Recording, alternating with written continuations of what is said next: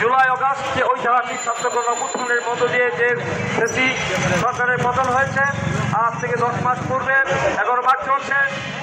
এই দুনিয়ার মধ্যে বাংলাদেশের মানুষের যে আশা আকাঙ্ক্ষা, যে প্রত্যাশা ছিল যে ফেসিবাদ মুক্ত বাংলাদেশের যে দীর্ঘ 16 বছর এই দেশের মানুষ মুনাজিম, ওয়াসিম আকরাম, তাহমিদ সহ প্রায় 2000-এর বেশি মানুষের ছাত্র জনতার রক্তের বিনিময়ে, এবং আমরা দেখেছেন দীর্ঘ 16 বছরের যে আন্দোলনের মধ্য দিয়ে আমাদের যে কাঙ্ক্ষিত প্রত্যাশিত যে স্বৈরাচার মুক্ত আমরা একটি বাংলাদেশ প্রতিষ্ঠা করেছি, নতুন বাংলাদেশ বিনির্মাণের জন্য যে প্রতিশ্রুতি দেওয়া হয়েছিল, তার পরবর্তী আমরা দেখেছিলাম যে এই দেশের সকল জনগণের সমস্ত শ্রেণী পেশার মানুষের সমর্থনের মধ্য দিয়ে বর্তমানে এই অন্তর্বর্তীকালীন সরকার interim government doctor Mohammad Yunus সরকার প্রতিষ্ঠা হয়েছিল।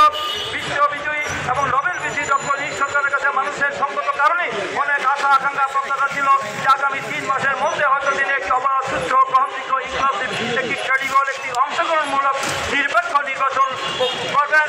সেই নির্বাচনের মধ্য দিয়ে জনগণের সরকার প্রতিষ্ঠা হবে। কিন্তু আমরা দেখলাম এই দীর্ঘ 10 মাসের মধ্যে দৃশ্যমান আমরা নির্বাচনের তারিখ নিয়ে যখন আমাদের আলোচনা করছিলাম, তখন সেই আলোচনার মধ্য দিয়ে তারা বিভিন্ন সংস্কার বিচারের দাবি নিয়ে আসছিল।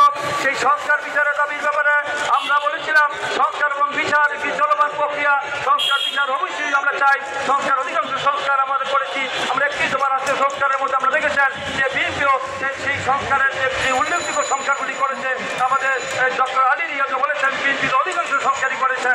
তারপরে আমরা দেখতে পাচ্ছি এখন সেই যে সংকটের মধ্য দিয়ে যখন পরিস্থিতি উল্টে হচ্ছিল, একটি অনিশ্চয়তা ছিল, মানুষের মাঝে যে উৎকণ্ঠা উদ্বেগ সংখ্যা ছিল, সংখ্যা যে সুন্দর একটি ঐতিহাসিক একটি বৈঠক হয়েছে।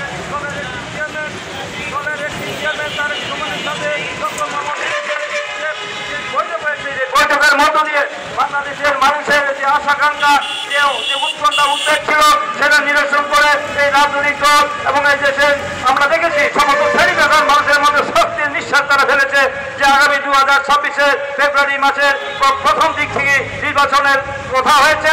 সেই কথাতে মানুষ অনেকটা আশ্বস্ত হয়েছে। কিন্তু আমরা দেখলাম পরবর্তীতে বেশ কয়েকটি ইসলামী দল এবং আমাদের এনসিপি সহ কিছু দল তারা সেখানে এই বৈঠককে তারা ভালোভাবে গ্রহণ করতে পারেনি।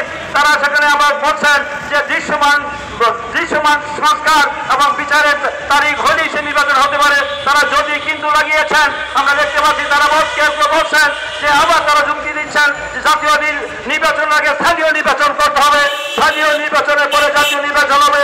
এই ধরনের যুক্তি দিয়ে তারা পরিস্থিতি ঘোলাটে করার জন্য তারা একটি ষড়যন্ত্র লিপ্ত হয়েছে। আমি মনে করছি যে এই মানুষ যেখানে চাচ্ছে নির্বাচন, এই দেশের মানুষ, রাজনৈতিক দল, দেশি বিদেশি সমস্ত শ্রেণী পেশার মানুষ যেখানে ঐক্যমত হয়েছে, আমরা দেখেছি উপদেষ্টা পরিষদের সদস্যরা সেখানে সন্তুষ্টি প্রকাশ করেছেন। তারপরে আমরা কেন আজকে তারা এই নির্বাচনকে প্রলম্বিত করার জন্য, দীর্ঘায়িত করার জন্য, আবার নির্বাচন না হওয়ার জন্য সেই পতিত ফেসিবাদী সেই শক্তি, সেই স্বৈরাচারী ফেসিবাদী শক্তি দানবীয় সরকারকে আবার সুযোগ করে দেওয়ার জন্য যে আমাদের একটি পায়তারা করা হচ্ছে। তারা জানে যে নির্বাচন দিয়ে আবার সুস্থ নিরপেক্ষ নির্বাচন হয়, নিরপেক্ষ সরকারের অধীনে তারা হয়তো জামানত বাজেয়াপ্ত হবে। তাই তারা নির্বাচনকে প্রলম্বিত করার জন্য বিভিন্ন অজুহাত নিয়ে পিয়ারের কথা বলছেন, যে সংখ্যানুপাতিক পদ্ধতির কথা বলছেন, তারা বলছেন যে সংস্কারের কথা বলছেন। এই কথা বলে তারা দেশে একটি অস্থিতিশীল পরিস্থিতি তৈরি করার চেষ্টা করছেন। আবার সেই স্বৈরাচারের দোষরা যারা হাজার কোটি টাকা, 18 লক্ষ কোটি টাকা বিদেশে পাচার করেছে, সেই সকল দুর্নীতিবাদ, সেই দুর্নীতিবাদ পেতারা এখনো আওয়ামী লীগের দোষরা পেতারা ঘাপটি মারে প্রশাসনের বিভিন্ন জায়গায় সমাজে অবস্থান করছেন। তাদেরকে আইনের আওতায় এখন আনা হয় নাই। তারা বসে ষড়যন্ত্র করছেন। ষড়যন্ত্র করে তারা আবার রাজনীতিতে প্রবেশ করার জন্য গভীর চক্রান্তে লিপ্ত হয়েছে। এবং আমাদের কারণে, আমাদের কোনো রাজনৈতিক কারক ব্যক্তিদের কারণে, তাদের ব্যক্তিগত স্বার্থ, দলীয় স্বার্থ, কুচ্ছির স্বার্থ চরিতার্থ করার জন্য যদি তাদেরকে সেই সুযোগ করে দেওয়া হয়, তাহলে সমস্ত দায় দায়িত্ব সেই সকল সংগঠনকে নিতে হবে। এবং বাংলাদেশের মানুষ দুই একটি সংগঠনের কারণে আগামী জাতীয় সংসদ জাতির বৃহত্তর স্বার্থে, গণতন্ত্রের স্বার্থে, নির্বাচনের স্বার্থে এই দেশের জনগণ তাদেরকে ছাড় দিবে না। তাই তাদের শুভবুদ্ধিত হওয়া উচিত। তাদের অবশ্যই আগামী বছরের 2026-এর যে ফেব্রুয়ারি মাসে যে নির্বাচনের বিষয়ে আলোচনা হয়েছে, সেই দিনটিকে সামনে রেখে আমাদের আলোচনা করে, আমাদের জাতীয় ঐক্যমত সৃষ্টি করে আমরা